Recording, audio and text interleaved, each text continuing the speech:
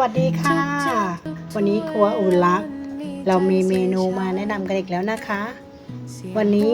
มีเมนูที่ชื่อว่าแกงคั่วปลาทูชะอมนะคะเดี๋ยวเรามาดูส่วนผสมกันนะคะว่ามีอะไรบ้างดับแรกก็จะเป็นนี่เลยค่ะปลาทูค่ะ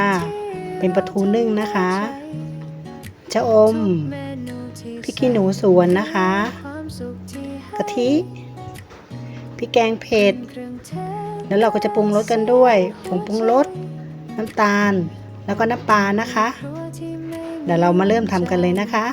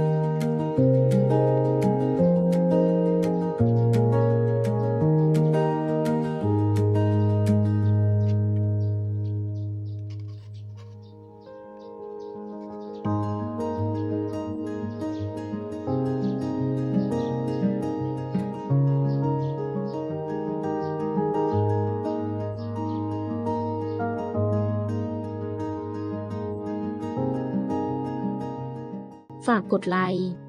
กดติดตาม กดแชร์ ช่องครัวอุ่นรักด้วยนะคะ ขอบคุณค่ะ